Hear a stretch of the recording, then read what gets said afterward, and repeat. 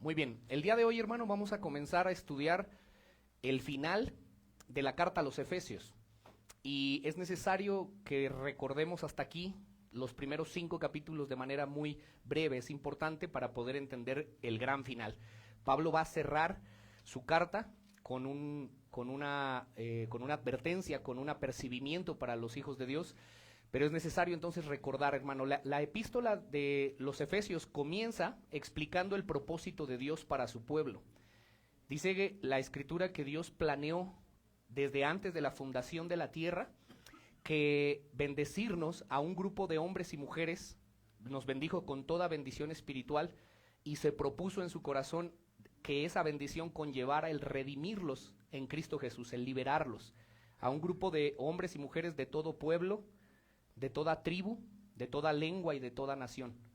A ese grupo que él desde antes de la fundación de la tierra eligió, les perdonó sus pecados para que pudiéramos estar en paz con él, para que pudiéramos volver a él y formar, hermanos, una nueva sociedad. Dios, hay muchas sociedades en la tierra, hay muchas naciones, pero Dios en su mente deseó formar una nueva sociedad que se llama iglesia. Una nueva familia que tienen o que tenemos en común un mismo Padre, un mismo Señor, una misma fe, un mismo espíritu que nos une a Él y entre nosotros de forma espiritual. Y lo que Pablo, hermano, dice en los primeros capítulos es que cada uno de estos miembros que él eligió para formar esta sociedad están en un proceso de restauración, están en un proceso de renovación de sus mentes para ser conformados a la imagen de su Hijo. Y aunque, hermano, estos hombres y mujeres como los que hoy estamos reunidos acá no somos perfectos, lo cierto, hermano, es que tenemos un poder o una transformación en nosotros que nos hace distintos a los no creyentes. Eso es lo que Pablo dice. Dice, los que Dios apartó y redimió en Cristo fueron transformados, nos dieron un corazón de carne cuando teníamos un corazón duro. Dice, y esa es la razón por la que son diferentes a los no creyentes y deben vivir de una manera diferente. Somos esencialmente distintos a los no creyentes, porque los no creyentes están muertos, nosotros estamos vivos. Ellos viven en ignorancia, nosotros tenemos la luz de la palabra de Dios que renueva nuestra mente y nos hace entender las cosas correctamente. Y dice Pablo, a partir del capítulo 4, vaya conmigo al 4:1, dice Pablo, estos creyentes que Dios eligió para ser un nuevo pueblo, tienen que vivir de manera diferente, tienen que vivir a la altura de ser llamados hijos de Dios. Por eso Pablo en 4:1 dice, yo pues preso en el Señor, os ruego que andéis como es digno de la vocación con la que fueron llamados. Un andar digno de la vocación con la que fuimos llamados. Y el resto de la carta, capítulos 4, 5 y 6, Pablo nos va a explicar qué significa un vivir digno, qué significa un andar digno en la vida práctica, en el día a día. Cómo debemos, hermano, distinguirnos de los del mundo viviendo diferente, cómo nos relacionamos. Tenemos que, hermano, poder hacer notar a la gente que nosotros ya no somos los mismos, que ya no tenemos los mismos estándares, que ya no tenemos las mismas ideas, que tenemos motivaciones distintas, que seguimos patrones y modelos de vida completamente distintos a los no creyentes, que tenemos una visión de la vida diferente, que tenemos sueños que alcanzar que son diferentes porque nuestros sueños están en Cristo. ¿Me explico, hermano? Eso es lo que Pablo dice. Debe verse que son hijos de Dios y que no son hijos o esclavos de Satanás.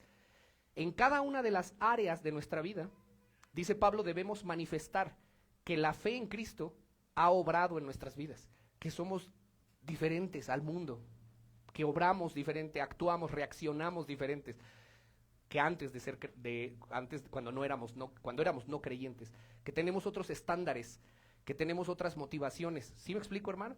Entonces, aquí en el cierre de su carta dice que todo lo anterior, cómo debe lucir tu vida en el mundo, cómo debe de lucir tu vida en la iglesia, y particularmente antes de esta sección que vamos a leer hoy, Pablo dice cómo debe lucir tu vida en tu matrimonio. Un esposo creyente tiene que ser distinto a un esposo no creyente. ¿Dicen amén los esposos? Una esposa creyente tiene que ser totalmente, radicalmente distinta a una esposa no creyente. Los padres creyentes debemos educar y criar a nuestros hijos de una manera distinta al mundo. Los hijos tienen que respetar y honrar a sus padres de una manera totalmente distinta, diferente a lo que el mundo hace. ¿Sí, hermanos?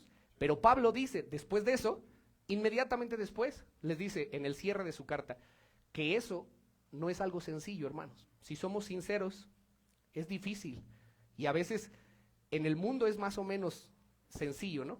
En la iglesia, aquí, hermano, es sencillo. Todos, dice un pastor, cuando entran a la iglesia se ponen una aureola, ¿no? Y aquí todos sabemos la vida cristiana y todos nos bendecimos y todos venimos contentos y felices. En el mundo ya es un poco más difícil vivir la vida cristiana. Pero realmente donde la batalla se pone dura es en el hogar, hermano. Es con nuestras esposas, es con los esposos, es con los hijos, es ahí, hermano, donde hay más dificultad. Si somos honestos, hermanos, es donde cuesta a veces más trabajo, porque es ahí donde realmente saben quién eres. Es ahí en donde tu esposa sabe quién eres y tú sabes quién es tu esposa. Tus hijos saben quién eres. Puedes engañar a todos, pero a tus hijos no, ni a tu esposa. Es ahí, hermano. Y por eso Pablo termina diciendo, hay una gran dificultad, no es un asunto fácil vivir a la altura de nuestra vocación como cristianos. ¿Por qué? Dice, porque en el momento que nosotros hicimos la paz con Dios, ese es el tema de hoy, tienes que entender que te pasaron de un bando a otro, que iniciamos una guerra con el mal, que iniciamos una guerra en contra del enemigo. Y cada paso que tú des hacia la santidad, cada paso que tú des hacia querer amar a tu esposa, hacia querer respetar a tu marido, hacia querer criar a tus hijos, hacia querer honrar a tus padres, obedecer a tus papás, obedecer a tu jefe en el trabajo, cada paso que des hacia seguir la voluntad de Dios, hermano, debes saber que lo vas a dar en medio de una batalla, en medio de una lucha entre el bien y el mal. Hay una guerra espiritual y eso es lo que Pablo lo que Pablo escribe y lo que Pablo quiere apercibirnos, quiere hacernos notar. Pero en esta guerra, hermano, gracias a Dios, el que nos contrató para esta guerra, el que nos metió en su milicia, es Jehová de los ejércitos. Él es el comandante, hermano, que por eso la Biblia dice es Jehová de los ejércitos. Y él, digamos que el comandante general es Jehová de los ejércitos, pero tenemos a un comandante que va al frente, se llama Jesucristo. Y hermano, ellos, el Padre, el Hijo y el Espíritu Santo nos han dejado estrategias, nos han dejado recursos necesarios para poder vencer en esta batalla, para que puedas vencer en tu matrimonio, para que puedas vencer en tu casa. Y en medio de esta guerra, hermano, es muy importante que nosotros conozcamos la naturaleza de esa guerra, que conozcamos las estrategias del enemigo, que conozcamos, hermano, las armas con las que contamos, los recursos que tenemos, porque si no conocemos eso, hermano, vamos a ser presa fácil de Satanás, porque Satanás es astuto y él nos va a seducir, nos va a tentar y nos va a engañar y nos va a hacer perder muchas veces batallas, no la guerra, pero sí batallas, hermanos. Entonces, como ya dijimos, esta carta, hermano, termina advirtiéndonos de esa guerra. Y es interesante, hermano, ver que es después de las demandas que Dios hace de nosotros en nuestro día a día, en nuestro matrimonio, en nuestras vidas. Entonces, en cada conforme nosotros vamos leyendo lo que tenemos que hacer en el matrimonio, en los hijos, etcétera, en el hogar, hermano, y de repente volteamos a vernos, nos damos cuenta de nuestras debilidades, nos damos cuenta de nuestros pecados, de nuestros errores, de que todavía tropezamos. Y a veces, hermano, nos llegamos a preguntar, no sé si tú te has preguntado esto, pero ¿no se habrá equivocado Dios conmigo? Cuando fallas y te equivocas y ves lo que Dios te demanda y de repente sales hasta del culto y te están diciendo en el culto debes de amar a tu esposa y sales y gritas y te sientes mal porque todavía te equivocas. Y a veces piensas, es que se me hace que Dios se equivocó. ¿No estaré condenado a vivir una vida cristiana mediocre, fracasada? A veces vienen esos dardos del enemigo. ¿Realmente podré vencer algún día? ¿De verdad podré cambiar mi carácter? ¿Dios podrá obrar en mi vida? Ese es el tema, hermano, que vamos a ver el día de hoy. con la ayuda del Señor, amén. Así que el mensaje de hoy se llama Entendiendo la batalla espiritual. Entendiendo la batalla espiritual. Ayúdeme a leer Efesios capítulo 6, versículo 10 al 20. Efesios 6, versículos 10 al 20. Dice, por lo demás, hermanos míos, fortaleceos en el Señor y en el poder de su fuerza. Vestíos de toda la armadura de Dios para que podáis estar firmes contra las acechanzas del diablo. Versículo 12, porque no tenemos lucha contra sangre y carne, sino contra principados, contra potestades, contra gobernadores de las tinieblas de este siglo, contra huestes espirituales de maldad en las regiones celestes. Por tanto, tomad la armadura de Dios para que podáis resistir en el día malo. Y habiendo acabado todo esto, estar firmes. Estad pues firmes, ceñidos vuestros lomos con la verdad, vestidos con la coraza de justicia, calzados los pies con el apresto del evangelio de la paz. Sobre todo, tomad el escudo de la fe, con que podáis apagar los dardos de fuego del maligno. Tomad el yelmo de la salvación y la espada del Espíritu, que es la palabra de Dios.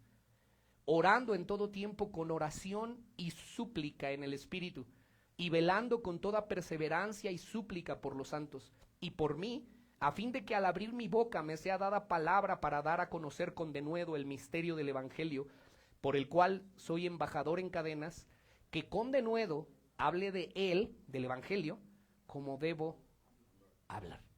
Entonces vamos a ver 4 puntos. Hoy solamente vamos a estudiar del versículo 1 al 3, del 10 al 13.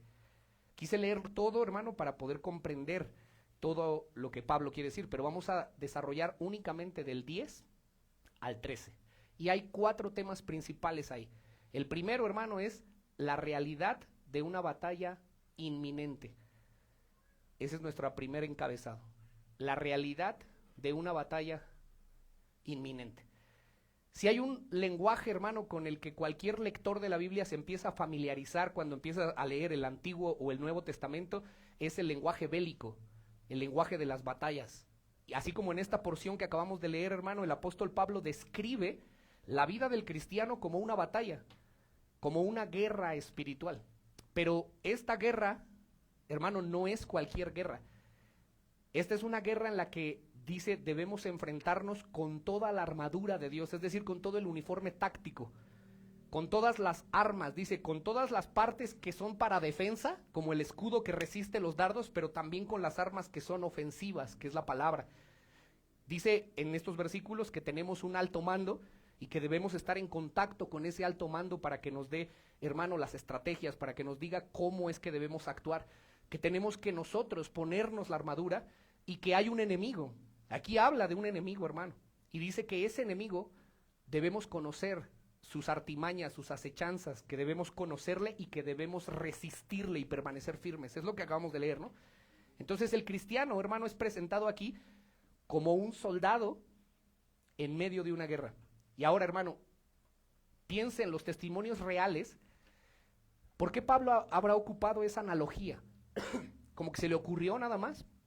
Hermano, cuando tú ves los testimonios reales en internet de personas que físicamente han acudido a guerras, te puedes dar cuenta que no hay nada más cruel, nada más horrible que una guerra. Las personas quedan hasta traumadas por lo que ven en la guerra.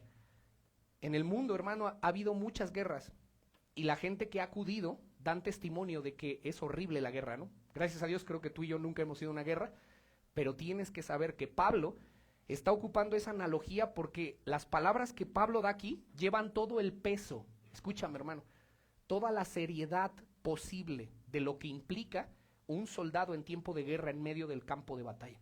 Y dice, tú tienes que saber que diario estás en una guerra y no es los domingos, es todos los días de tu vida. Lo que Pablo está describiendo aquí, hermano, lleva esa nota de advertencia, te está diciendo, tienes que vivir así en tu casa, así con tu esposa, así con tus hijos, pero ojo, siempre vas a hallar oposición. No es sencillo, porque hay alguien que te odia y hay alguien que es sumamente más poderoso que tú. Y por eso, hermano, él pone la vida cristiana como realmente una guerra. Y eso no nada más es en este pasaje, está en toda la Biblia. Veamos Romanos capítulo 13, versículo 12. Romanos 13, 12, Pablo le escribe y les dice, la noche está avanzada y se acerca el día. O sea, lo que está diciendo es la oscuridad está avanzando en el mundo. Y aunque ya viene el día en que la luz del mundo, que es Cristo, va a resplandecer, dice, ustedes no se dejen influenciar. Dice, desechemos pues las obras de las tinieblas y vistámonos de qué dice. Léalo, por favor. Vistámonos de las armas de la luz. Segunda de Corintios, capítulo 10, versículo 3.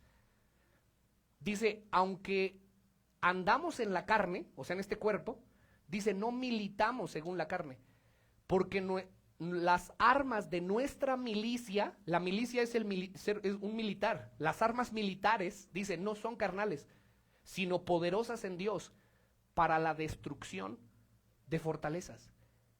Pablo le escribe a Timoteo en su segunda carta, capítulo 2, versículo 3, le dice, tú pues, segunda de Timoteo 2, 3, tú pues, le dice Pablo a Timoteo, sufre penalidades, ¿como qué?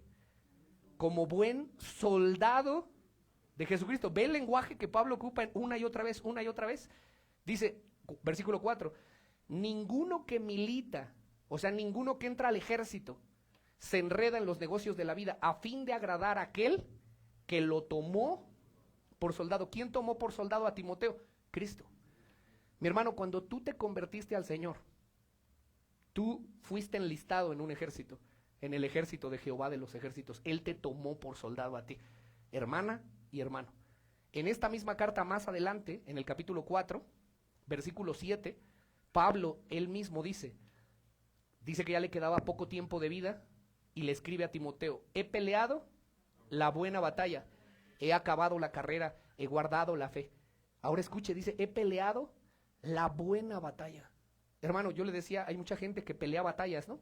Hay muchas batallas famosas, hasta las celebramos, hay días de celebrar, ¿no? La batalla del 5 de mayo, la batalla de Puebla y muchas a nivel mundial.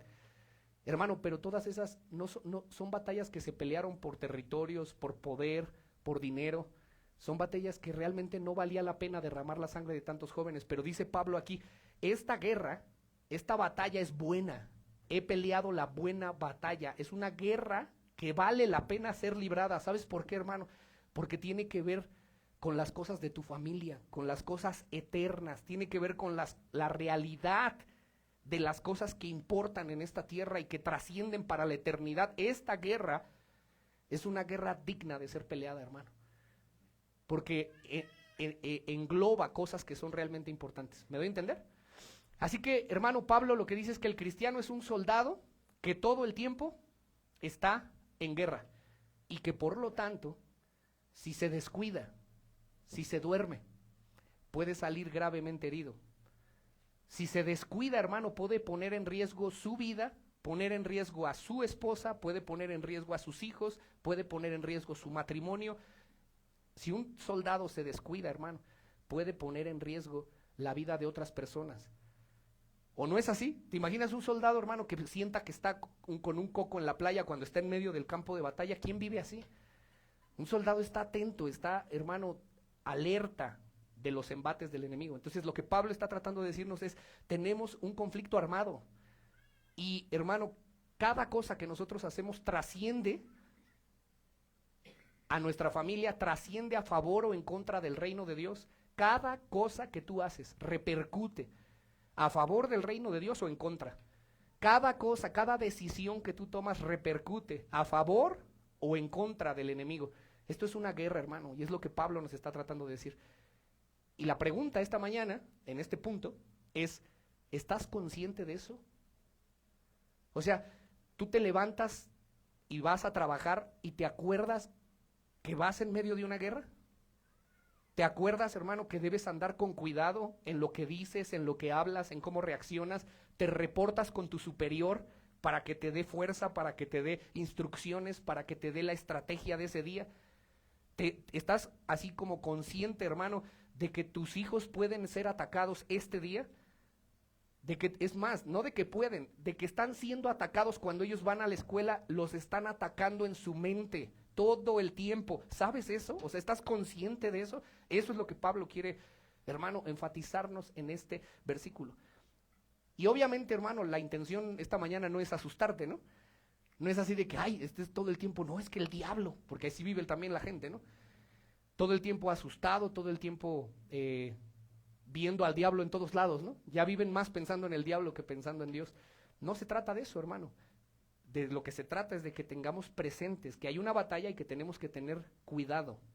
No miedo, pero sí tener cuidado. Ahora, ¿por qué le digo que no es la intención? Porque Pablo ya nos dijo en los primeros 3 capítulos que la vida cristiana no es para andar temeroso, que la vida cristiana, hermano, es lo más hermoso que le pueda pasar a un ser humano, es lo más gratificante que un ser humano puede experimentar. Pablo ya nos dijo que fuimos bendecidos con toda bendición espiritual en los lugares celestiales en Cristo, que fuimos escogidos por gracia, que fuimos liberados, que fuimos adoptados como sus hijos, que fuimos redimidos, que fuimos sellados con su espíritu y que somos herederos con Cristo de todas las promesas de Dios. Hermano, la vida cristiana es la más... Si hay alguien privilegiado en el mundo, es una persona cristiana. Porque tiene toda la venia de Dios, tiene todo el cuidado de Dios, Dios está en paz con ese hombre. Y todo lo que ese hombre haga le irá bien. ¿Por qué? Porque Dios lo está conformando a la imagen de su Hijo. La vida más hermosa, más emocionante, más cautivadora es la vida cristiana, hermano. Pero, hermano, eso no elimina la realidad de que la vida cristiana también es una guerra. Amén. Y hermano, si somos sinceros, o más bien si somos como conscientes de esto, sabemos que un soldado, la vida de un soldado no es sencilla, sobre todo cuando está en guerra, ¿no? Entonces, desafortunadamente, muchas personas no entienden que están en guerra, hermano. Y eso es lo que está Pablo tratando de hacerte notar, es tienes que vivir de esta manera, pero ten en cuenta que siempre vas a hallar oposición.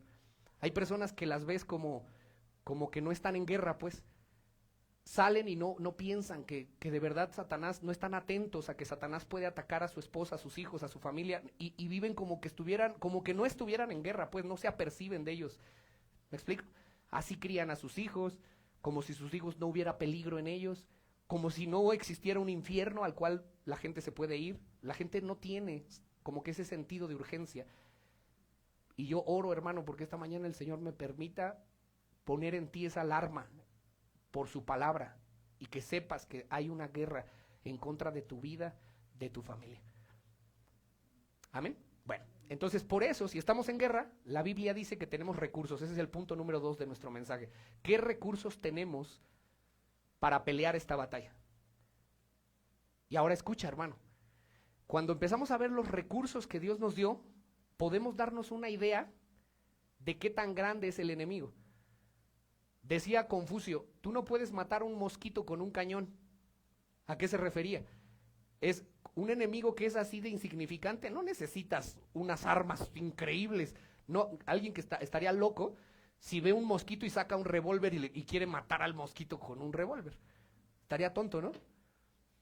Entonces, escucha, Dios nos dice cuáles son las armas que tenemos y es, hermano, como una bazuca, es como un cañón. ¿Por qué? Porque eso nos hace entender que el enemigo también es así de grande, de esas proporciones. ¿Me explico? En la medida que tú entiendes las armas, también entiendes el poder del enemigo. No es débil el enemigo que estamos enfrentando. Y eso lo vamos a desarrollar en el siguiente punto. Pero escuche, hermano, los recursos que están a nuestra disposición. Versículo 10, 6:10. Pablo menciona algo, dice, el gran poder de Dios. Lea conmigo, por favor, el versículo 10. Dice, por lo demás, hermanos míos, fortaleceos en el Señor y en el poder de su fuerza. Es una guerra, lo que está diciendo es una guerra que no puedes librar en tus propias fuerzas, no es con tu capacidad.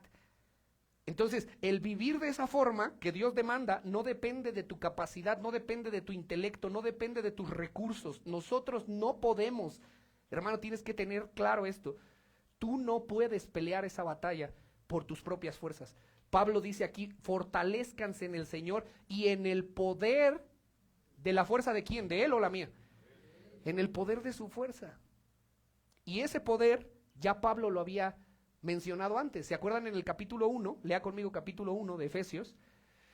Pablo hace una oración por los efesios. Y él pide que los ojos del entendimiento de los creyentes sean alumbrados, dice versículo 18.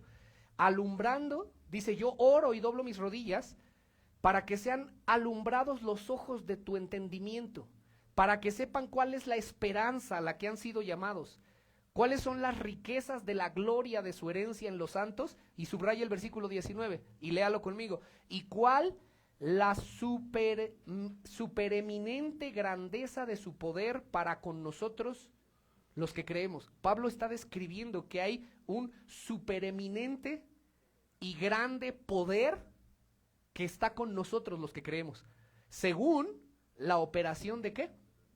De su fuerza. Versículo 20, él nos explica cuál es ese poder, dice, la cual operó en Cristo, resucitándole de los muertos y sentándole a la diestra en los lugares celestiales, sobre todo principado, toda autoridad, todo poder y señorío, y sobre todo nombre que se nombra, no solo en este siglo, sino también en el venidero. Y Pablo dice, yo quiero que ustedes conozcan ese poder, que ese poder está disponible para los cristianos, y es el poder de Dios, el poder que resucitó a Cristo de los muertos, está disponible para ti y para mí, para vencer en esa batalla.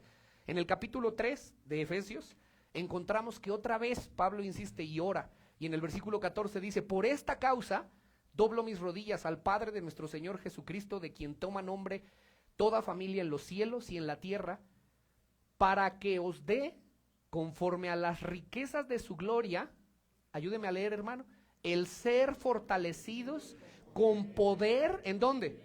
En el hombre interior, por su espíritu. Ese poder, dice Pablo, está a nuestra disposición.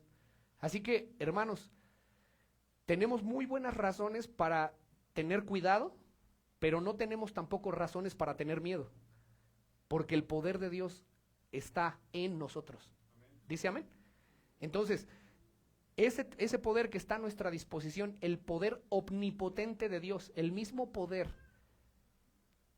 es que esto, hermano, la vez no tengo palabras para explicarlo, pero hermano, lo que está diciendo es, Dios resucitó 3 días después a Jesús con un poder, ese poder está en ti.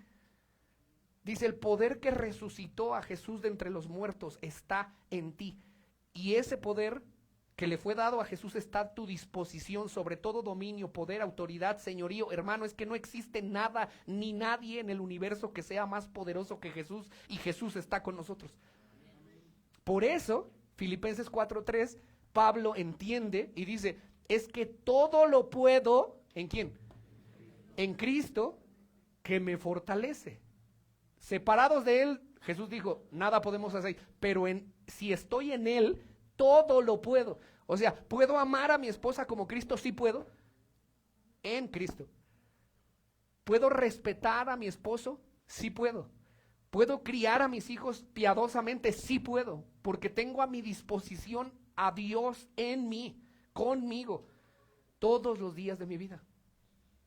Amén, hermano. Entonces, claro que no hay razones para vivir una vida derrotada, para vivir una vida mediocre, una vida en la que no podemos vencer. Esas preguntas que dijimos al principio, hermano, de ¿será que Dios se equivocó? No, hermano, Dios no se equivocó, porque Él te ha dotado de su fuerza y de su poder para que tú puedas vencer. Amén. Pero también Pablo dice, fortaleceos en Él. ¿Qué implica eso? ¿Qué entiendes por fortaleceos en Él? Lo primero que implica, hermano, es que no debes confiar en ti. Es fortalécete en Él. No confíes en ti, no en ti en lo absoluto, hermano. No pretendas vivir una vida cristiana en tus propias fuerzas. Eso es lo que Pablo está diciendo. Porque no vas a poder. ¿Cuántos han intentado hacerlo en sus propias fuerzas, hermano?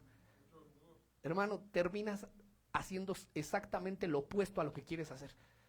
Dice Pablo, lo que quiero hacer, no lo hago. Y lo que no quiero hacer, eso voy y hago. Dice, miserable de mí. Eso es en tus propias fuerzas. Dice, pero gracias a Dios, ninguna condenación hay en Cristo Jesús, a los que están en Cristo. Los que ya no andan conforme a la carne, sino conforme al Espíritu que mora en ti. Entonces, hermano, no vas a poder, no importa cuántos años tengas de cristiano, No importa si eres pastor, si eres teólogo, no importa si conoces toda la Biblia, todos los versículos, hermano, no importa todo el conocimiento teológico que puedas tener, si peleas en tus fuerzas vas a perder. Siempre, 100 de 100, vas a perder. Por eso dice, fortaleceos en Él. Nosotros sin Dios no somos nada, hermano. Nada. Somos como reducidos a un bocado de pan, dice Proverbios. Ante la tentación, ante la seducción de Satanás, eres un bocado de pan, nada. En tu fuerza no hay nada. Pero hermano, en esta lucha, dijo alguien, déjame leerte un comentario que escribí aquí. Dice, nunca es más débil un cristiano que cuando se le olvida esa verdad. Nunca es más vulnerable un cristiano que cuando se cree fuerte. Escúchame, hermano. Nunca eres más débil que cuando tú crees que puedes hacer algo, cambiarte a ti mismo, pelear una batalla en tu matrimonio. Nunca eres más débil que cuando se te olvida que separado de Él nada puedes hacer. Hermano, si vas a pelear esta batalla tienes que entender eso. No está en tus propias fuerzas, no tienes oportunidad alguna de ganar. Separado de Él nada vas a poder hacer. Por eso, lea 2 de Corintios 12, y esto es bien bonito, hermano, porque Pablo entendió eso. Y mire quién es Pablo. El apóstol Pablo entendió que él no tenía oportunidad si no estaba Dios con él. Escucha lo que dice. Me ha dicho, Dios le dijo a Pablo, bástate mi gracia. ¿Sí está conmigo? 2 de Corintios 12, 9. Bástate mi gracia porque mi poder se perfecciona en tu debilidad. Por tanto, dice Pablo, de buena gana me gloriaré. Es decir, vivo contento, alegre. Más bien, ¿cuándo? En mis debilidades. ¿Para qué? Para que repose el poder sobre mí, el poder de Cristo. Por lo cual, por amor a Cristo, me gozo en mis debilidades, en mis afrentas, en mis necesidades, en mi persecución, en mis angustias. Porque cuando soy débil, entonces soy más fuerte. Él tenía en su conciencia que tenía que ampararse en la fuerza de Cristo. Por eso él dice, me alegro saber que yo no puedo. Porque cuando yo digo no puedo, entonces el poder de Dios se perfecciona en mí. ¿Me explico, hermano? Entonces, el enemigo que nosotros enfrentamos es demasiado fuerte, hermano. Ahorita lo vamos a ver. El enemigo que enfrentamos es más poderoso, es astuto, dice Génesis 3, es el padre de la mentira. Pero no solo eso, hermano, debemos también reconocer nuestra debilidad. Debemos reconocer nuestra impotencia y depender de Cristo. Si tú no reconoces tu impotencia, no dependes de Cristo. Pero si reconoces tu incapacidad y tu impotencia, dependerás más de Cristo. ¿Amén? Entonces, ¿cómo ocurre esto? O sea, ¿cómo dependes de Cristo? Te voy a decir cómo, hermano. Y anótalo, esta es la clave. ¿Cómo dependes de Cristo? ¿Cómo no haces notar que dependes de Cristo? ¿Cómo se hace eso en la vida práctica? A través de la oración. Ese es el punto.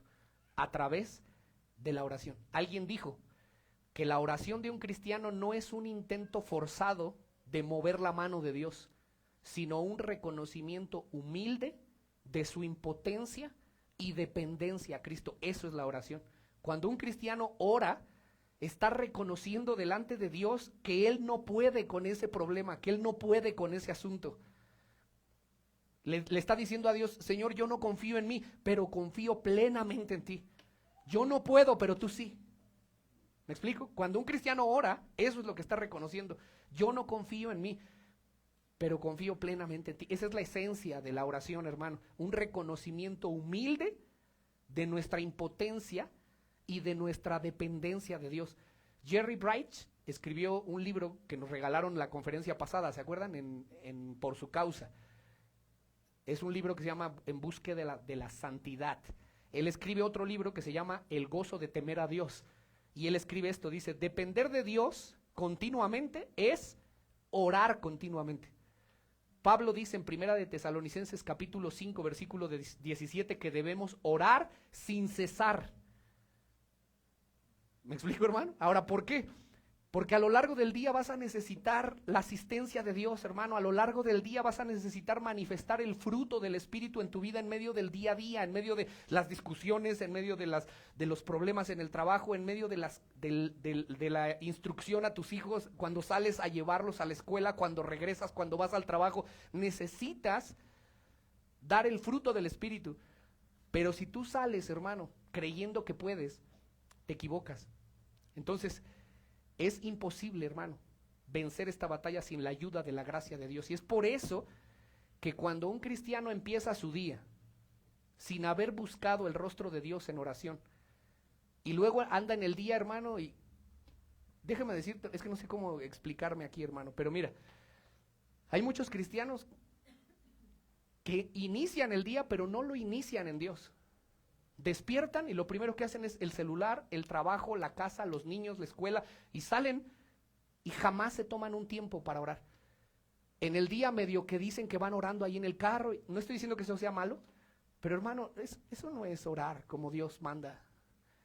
¿Cómo vas a ir orando y de repente pitándole al de enfrente? Está bien, no es malo que puedas ir orando. No, hermano, pero tómate un tiempo para buscar el rostro de Dios. No puedes empezar tu día si entiendes que estás en batalla. Hay personas que solo oran por los alimentos. En todo el día, su única conexión con el cielo es cuando ora 20 segundos por los alimentos. Y eso ya una oración mecánica. Padre, te damos gracias por los alimentos, los bendecimos en tu nombre, en el nombre de Jesús, amén. Y ya, es toda su oración de todo el día, hermano. Así es imposible que tu vida sea transformada, es imposible vencer, no se puede, hermano. Y te voy a decir algo, cuando un cristiano vive así es un cristiano arrogante. Es un cristiano que cree, que piensa que puede enfrentar al enemigo en sus propias fuerzas, que se cree muy salsa, en buen mexicano, que se cree muy fuerte. Ignora por completo los peligros a los que se enfrenta él y su familia. Por eso no ora, porque ignora, hermano.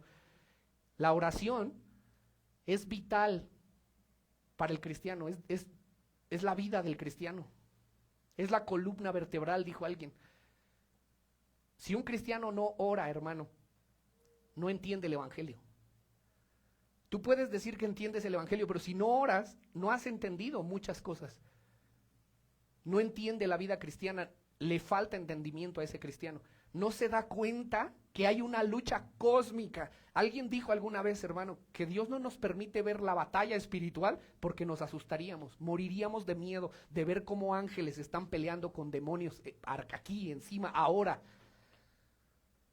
Alguien que no ora, hermano, no entiende esa batalla, no entiende el riesgo en el que están sus hijos, no entiende el riesgo en el que está su vida, no entiende nada del cristianismo. La visión que tiene del cristianismo es defectuosa. Total y absolutamente defectuosa, porque estamos en medio de una guerra.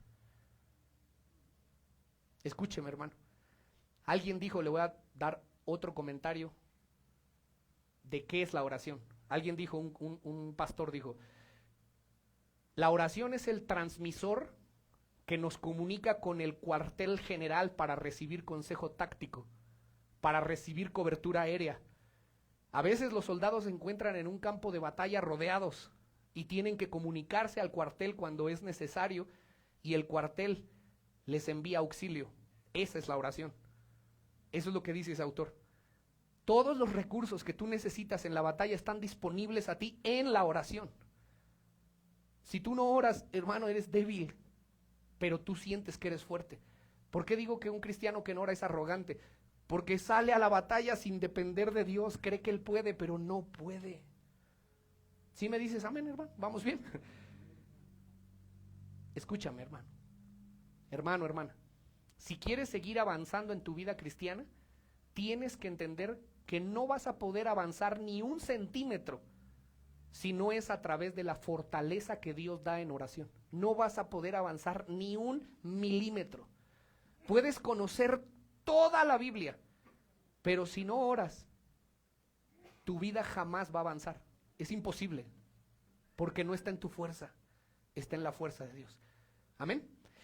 Pero hay otro recurso, hermano, que también está a nuestra disposición. Dice Pablo en el versículo 11, pónganse la armadura de Dios. 6:11, Pablo dice, vestíos de toda la armadura de Dios para que podáis resistir o estar firmes, ¿contra qué? Contra las acechanzas del diablo. Y hermano, dice, vístanse de toda la armadura de Dios. Y hay un orden en lo que Pablo está diciendo y no lo podemos perder de vista en el texto. Pablo primero dice, fortalezcanse en el Señor, y luego nos da la orden y nos dice, y ahora que vístanse de toda la armadura de Dios. Es decir, las dos cosas son necesarias y en ese mismo orden. Debemos depender de Dios, pero eso no elimina nuestra responsabilidad de que debemos cultivar una relación y poner en práctica lo que hemos aprendido. ¿Sí me explico, hermano? O sea, sí dependo de Dios porque es Él, pero no elimina mi responsabilidad. Hermano, tú tienes que hacer esas cosas. O sea, no somos nosotros los responsables de mortificar nuestros pecados. ¿No eres el responsable de huir de la fornicación?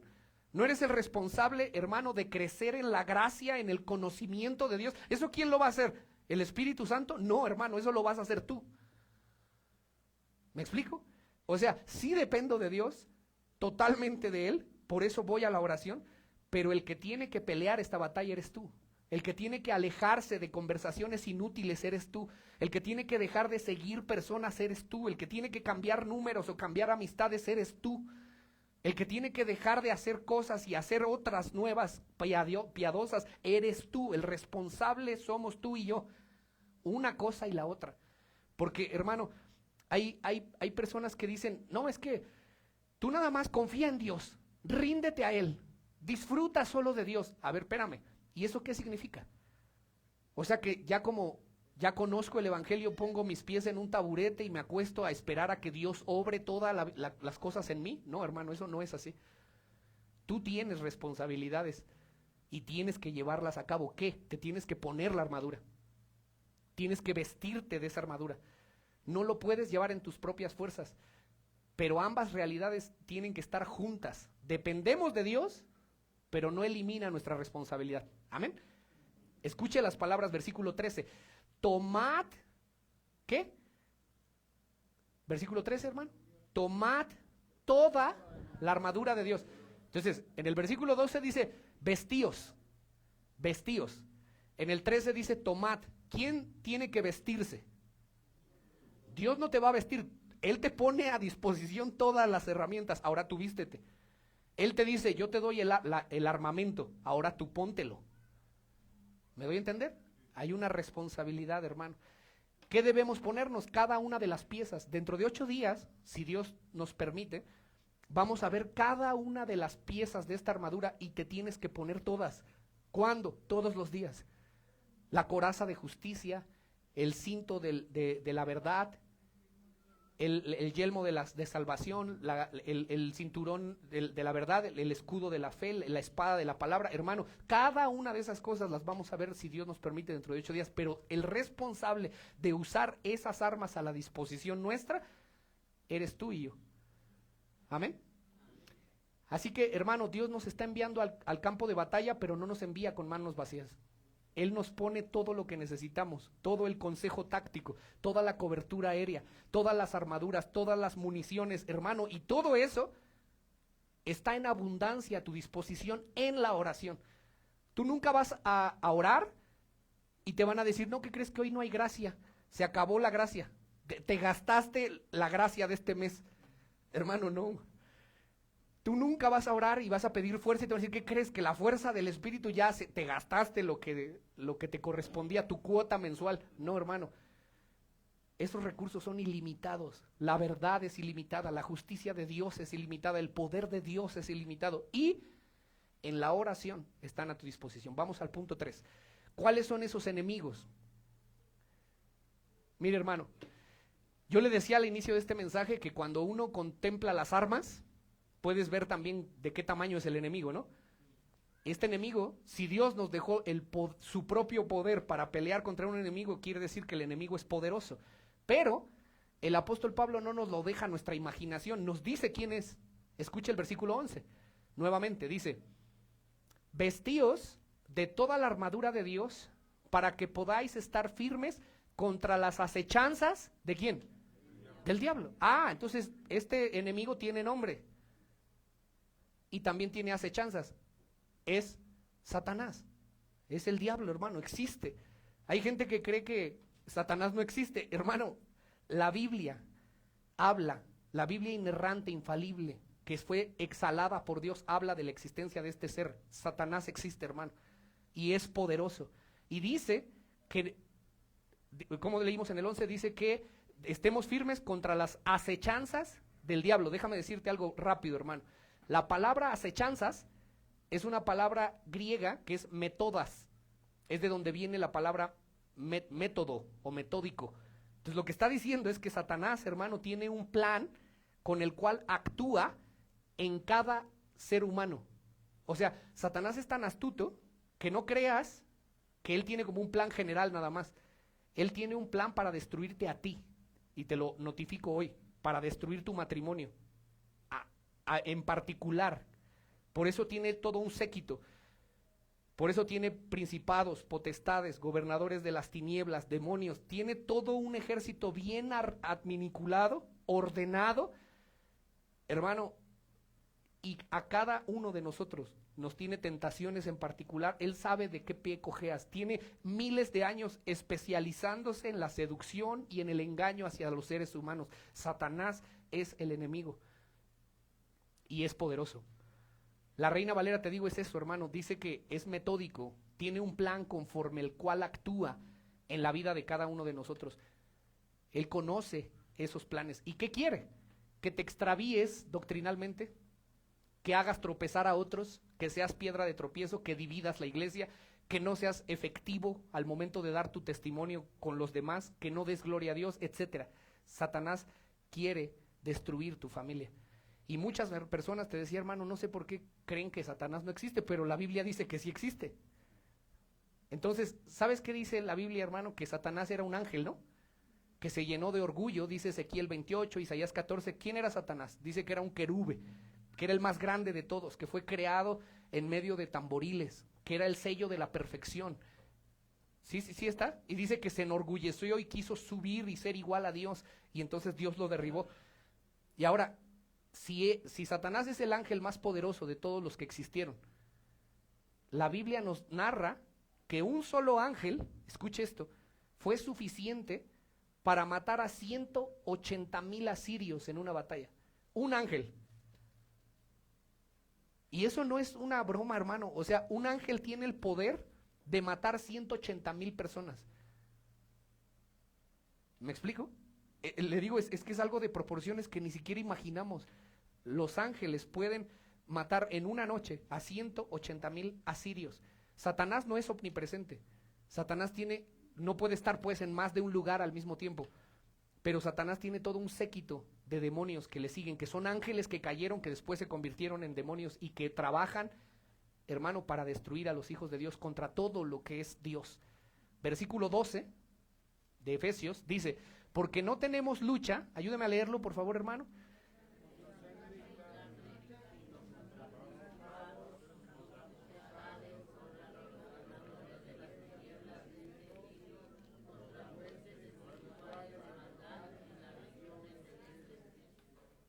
Hermano, ¿tú crees eso? Hermano, lo estás leyendo, es Dios el que está hablando hoy. Te está diciendo que Satanás tiene todo este ejército. Y eso es una realidad. Entonces, si tú crees en Dios y crees que Dios, esta es su palabra, tienes que saber que todo esto existe, es real. Hay un grupo de personas, hermano, que se llamaron los puritanos. Mi suegro apenas en mi cumpleaños me regaló un libro, el cual agradezco mucho, de antemano hago el comercial. Todos los regalos de hermanos, gracias, fueron muy bonitos, pero ese libro es un libro así grandísimo, que me va a tardar quién sabe cuánto en leerlo, pero es la teología puritana. Hermano, los puritanos fueron personas en Inglaterra que transformaron Inglaterra, personas que influyeron en la política, que influyeron en la religión, que influyeron en la música, en la sociedad, fueron grandes teólogos, eran personas que fueron jueces, magistrados, que cambiaron la aristocracia de Inglaterra. Lea acerca de los puritanos. De hecho, fueron los que expulsaron y llegaron a Estados Unidos a fundar las 13 colonias. Ellos tenían el evangelio de una manera precisa y clara. Y en este libro, hermano, leí el capítulo donde habla de demonios y de ángeles, y escuche lo que los puritanos decían, y eran personas serias y estudiosas de la palabra de Dios. Vivieron en el año 1600 al 1700, y Calvino, que fue de los primeros reformadores, él escribió lo siguiente acerca de Satanás. Escuche, hermano, dice: todo lo que las escrituras nos enseñan en cuanto a los demonios tiene como objetivo que tomemos con precaución sus estrategias, sus artificios, y también que nos equipemos con aquellas armas que son suficientemente fuertes y poderosas para derrotar a esos enemigos poderosos. Un puritano llamado William Spurtow en 1605 escribió lo siguiente: Satanás está lleno de engaños y estudia las artes de la persuasión, por medio de los cuales provoca incansablemente la ruina irrecuperable de las almas de los hombres. O sea, los quiere arruinar para que nunca más puedan estar bien. Otro de ellos dice, se llama Thomas Brock, en 1680 escribió esto: Cristo, las escrituras, sus propios corazones y los engaños de Satanás son las 4 cosas que deben ser más estudiadas y escudriñadas de cualquier cristiano. La guerra espiritual, hermano, nos llama a estar atentos en medio de una lucha contra Satanás. Hay otro que se llama, no pronuncio bien los nombres, hermano, porque son ingleses y algunos son, creo, de polacos, y son raros. Pero escuche, hermano, otro de los puritanos dice: debemos estar todavía más atentos, puesto que tenemos una serpiente con que lidiar que puede esconder su veneno mortal en una piel hermosa y brillante, refiriéndose a las seducciones de las mujeres del mundo. Otro dijo: si no es para extinguir la luz de un cristiano, dice, Satanás tienta para eclipsar su brillo. Si no es para causar naufragio, es para levantar una tormenta. Si no es para obstaculizar un final feliz en la vida de un cristiano, es para molestarlos en el camino. Otro escribió que Satanás, eso me gustó mucho, escuche, hermano, dice que Satanás construye tentaciones individuales para cada persona. Se llama William Jenkins, en 1613, él escribió: Satanás tiene una manzana para Adán, un racimo de uvas para que se embriague Noé, una muda de ropa para Jaycee y una bolsa de monedas para Judas. Dice: Satanás tienta a los jóvenes con lujurias sexuales, a uno de mediana edad con comezón por ganar honor y grandeza. Dice: y él tienta a los ancianos con codicia y mal humor. Wow, ¿no? Escuche, hermano. Dice Journal, uno más, déjame leer uno más. El que le digo, está muy interesante todo lo que dicen ellos. Dice: ninguna actriz tiene tantos vestidos para salir al escenario como el diablo tiene formas de tentar a los cristianos. No puedo seguir leyendo todo el libro, hermano, ya algún día lo terminaré y se lo contaré. Pero, hermano, es que nuestra lucha no es contra carne y sangre, sino si los creyentes recordáramos más a menudo, tal vez no pelearíamos tanto con la esposa. El problema no es la esposa, hermano. El problema es que hay demonios que están tratando de destruir tu matrimonio. El problema no es tu esposo. El problema no es carne y sangre. El problema es lo que hay detrás. Y detrás, hermano, está tu verdadero enemigo, aquellos que tus ojos no pueden ver. De verdad tienes que recordarlo una y otra vez. Tu pelea no es con tu cónyuge inconverso o contra tu jefe en el trabajo. Esa no es la pelea.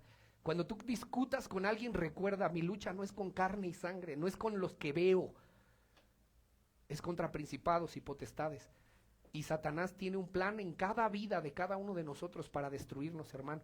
Así que no te dejes engañar. Cada problema con un ser humano de sangre y carne, tienes que recordar que no es contra carne y sangre, sino contra principados, potestades, gobernadores de las tinieblas de este siglo, contra huestes espirituales de maldad en las regiones celestes. Ellos, hermano, son los que ponen resistencia para que tú no andes como es digno de la vocación con la que fuiste llamado. para que no seas consecuente con tu fe, para que tú digas que crees una cosa pero vivas de otra manera, para que no te relaciones bien con tu familia, para que no eduques bien a tus hijos, para que no ames a tu mujer, para que no respetes a tu esposo, para que maltrates a tus hijos, para que los hijos deshonren a sus padres. Para eso hay todo un séquito de demonios que te quieren estorbar. ¿Y sabes cuál es el fin? Lo que quieren es destruirte, hermano. Y si no eres creyente, que te vayas al infierno con ellos. Es lo que quieren. Que endurezcas tu corazón en contra de Cristo y te vayas al infierno. Eso es lo que quieren. Que compartas su suerte con ellos. Y si eres creyente, lo que quieren, hermano, es que vivas una vida mediocre. Cristiano, pero mediocre. ¿Me explico? Y por eso, hermano, déjame decirte esto. No puedo saltármelo. Ya vamos al último punto. Escúchame. Nadie vaya a pensar, y por el amor de Dios, quítate ya de la mente, hermano, el misticismo de las iglesias. Nadie vaya a pensar que Satanás actúa así como, ay, los trolls. Ay, hermano. Yo de repente, de verdad digo, es que Señor, ayúdanos, guárdanos de verdad de no caer en esas ridiculeces. Hay gente que cree que porque tiene un troll, ya está Satanás en su casa. Ya cree que porque tiene un dibujito, hermano.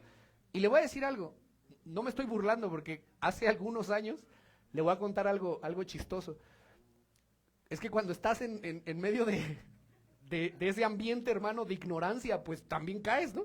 Yo hace muchos años, mi cuñado tenía unos muñecos de los Avengers, creo eran, ¿no? De unos superhéroes.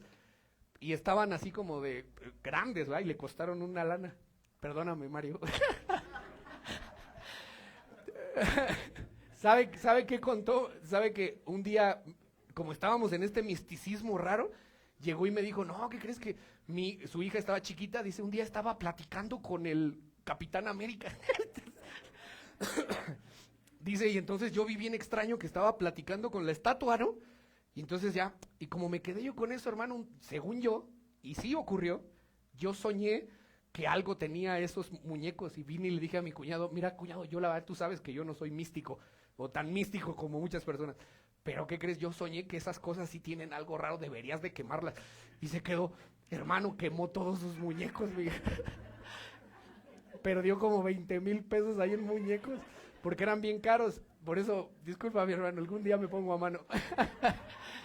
Pero, ¿qué le quiero decir? Hermano, Satanás no actúa así. Satanás no actúa así. Satanás no es tan, tan estúpido para meterse en un muñequito y que le tengas miedo a un muñequito. Hermano, no le tengas miedo a un troll. No le tengas miedo a un muñequito. Ten en cuenta que detrás de tus gritos está Satanás. Ahí sí está. Detrás de tu carácter, ahí sí está Satanás tratando de hacer tu vida de cuadritos y la de tu familia. Ahí sí está Satanás, no detrás de un troll.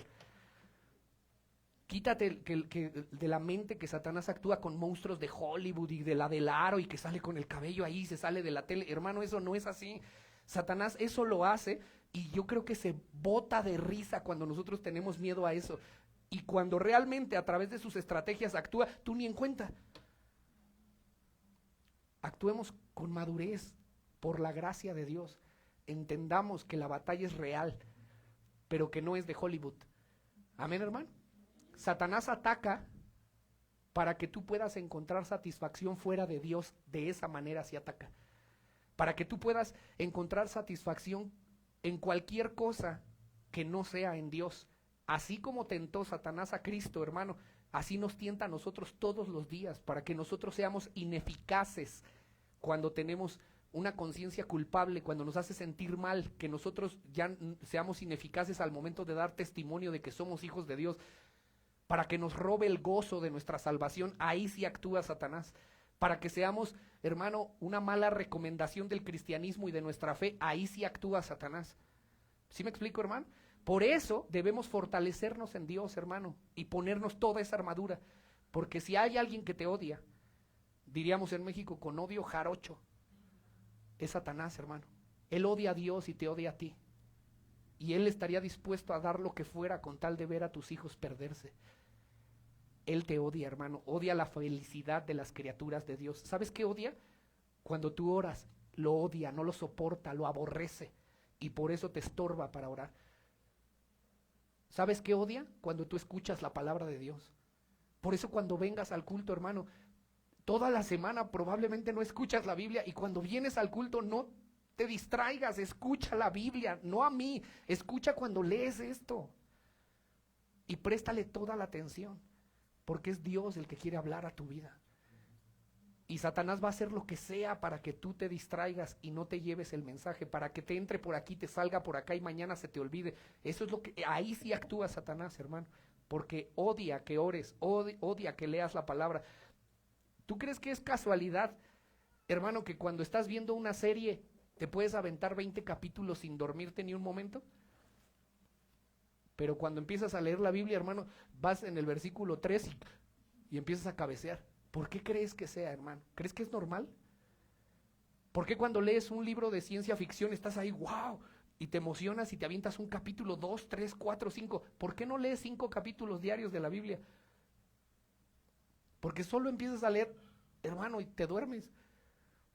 ¿Tú crees que eso es normal? Hermano, eso no es normal. Hay una batalla espiritual que no quiere que escuches la palabra que te puede renovar y transformar, y Satanás está detrás de ella. Entonces vamos al punto 4, hermano, para terminar. La victoria en medio de la lucha es el último punto. Entonces ya dijimos, la lucha es constante y peligrosa, pero Pablo, hermano, quiere que los cristianos podamos poner resistencia a esa batalla. Amén. Dice versículo 11, vestíos de toda la armadura de Dios para que podáis estar firmes contra las acechanzas del diablo. Y dice en el versículo 13, por tanto, tomad toda la armadura de Dios para que podáis resistir en el día malo, y habiendo acabado con todo esto, estad firmes. Podemos resistir y permanecer firmes, hermano, en la palabra de Dios, en la oración, porque hay un día malo. Déjeme decir esto último. Tienes que saber que va a haber días malos. Hermano, cuando el cristianismo te dice que la vida cristiana es color de rosa, que todo es miel sobre hojuelas, te están mintiendo. Jesús dijo, en el mundo hallaréis aflicción, pero tranquilos, yo he vencido el mundo. Hermano, la vida cristiana es una batalla constante y van a venir días malos. ¿No te ha tocado días malos, hermano? Días en donde la tentación es más fuerte, donde parece que vas perdiendo porque ya hiciste lo que no tenías que hacer, porque has cometido 1000 errores y porque te sientes acusado y empiezas, hermano, ahí, ese día malo tienes que estar preparado. ¿Cómo? Métete a la oración desde temprano, busca el rostro de Dios, toma tiempo para cultivar tu paz con Dios, toma tiempo real de devocional. Todos los días tienes que tener un tiempo. Mira, gracias a Dios nos conectamos todos 5:30, ¿no? Muchos de nosotros. Pero eso no es suficiente, hermano. No creas que porque te paras 5:30, de 5:30 a 6, ya. Eso es un recurso, está bien, qué bueno, síguelo haciendo y todos están cordialmente invitados, hermano. Pero tú tienes que tomarte un tiempo con Dios para que esas verdades tú puedas orarlas. Bien harías si después de terminar el estudio te quedaras todavía media hora meditando en eso y orando con tu Señor, metiéndote con Él. Porque no es suficiente nada más, hermano, que nos conectemos si no tenemos tiempo devocional con Dios. Amén. Porque va a venir un día malo, tenlo por seguro, hermano. Hay momentos en los que somos atacados más intensamente. Y ahí, cuando sentimos esa tentación casi insoportable, hermano, es que necesitamos el auxilio de Dios. Y lo malo es que no sabemos qué día va a ser ese día malo, ¿no? Hay días más o menos y hay días muy buenos. Pero siempre va a haber un día malo y ahí es donde necesitas ser fortalecido. Mira, hay personas que pueden estar 1 mes, 2 meses, 3 meses, 4 meses bien, pero de repente llega ese día malo en donde la tentación los tumba. Ahí es donde debes estar preparado, ese día. Amén. Hebreos 2:14, hermano, vamos a cerrar con esto. Escucha lo que te voy a decir, hermano. Por favor, antes de leer Hebreos 2:14, búscalo, pero escúchame. Este es el cierre, hermano, es la conclusión. Por favor, préstame a toda la atención, hermano. Nuestra guerra es muy peculiar, porque escucha, nosotros no somos llamados a ganar la guerra ya fue ganada. Nuestro enemigo ya fue vencido. Tú estás llamado a resistir en el día malo, a estar firme en la posición que Él te entregó, pero la batalla ya está ganada. No estás llamado a pelear y a ganar una batalla, estás llamado a resistir, porque la batalla Jesús ya la ganó por ti. Lee Hebreos capítulo 2, versículo 14. Dice que Jesús destruyó por medio de la muerte al que tenía el imperio de la muerte. Esto es, ¿a quién? Al diablo. Entonces ya fue destruido. Se resiste a su derrota, pero ya fue destruido. Dice, y librar a todos los que por el temor de la muerte estaban durante toda su vida sujetos ¿a qué? A servidumbre. Versículo 15, ¿sí lo está leyendo, hermano? Entonces, Dios mandó a su Hijo para morir en una cruz y derrotar a Satanás y quitarle el imperio de la muerte. Dice, y quitarle el poder que tenía sobre todas las personas que estaban bajo el servicio y servidumbre de Satanás. El día en que Jesús murió, hermano, en la cruz, Él venció el ejército de las tinieblas. Mire Colosenses capítulo 2, versículo 15. Colosenses 2:15 dice, de esa manera desarmó a los gobernantes, a las autoridades espirituales y los avergonzó públicamente con su victoria sobre ellos en la cruz. Nosotros no luchamos para vencer, Cristo venció en la cruz. Jesús desarmó, avergonzó y venció a nuestros enemigos de tal manera que no hay nada ni nadie que nos pueda tocar. O sea, hay una batalla, pero la batalla ya está ganada. ¿Me explico? Dios ha dicho en su palabra una y otra vez, hermano, que Él es nuestro escudo, que Él es nuestra fortaleza, que Él se encarga de nuestra protección. Lea conmigo 2 de Tesalonicenses, 2 citas más. Capítulo 3, versículo 3. Dice, pero el Señor es fiel y Él los fortalecerá y los protegerá ¿de quién? Del enemigo, del mal. Entonces, lo primero que debemos saber acerca de esta batalla, o con lo que estamos cerrando, hermano, es que Jesús ya venció. Y por lo tanto, lo que Él nos manda hacer es permanecer firmes en la posición que Él ya ganó para nosotros. Ponte en pie, hermano, y vamos a orar esta mañana.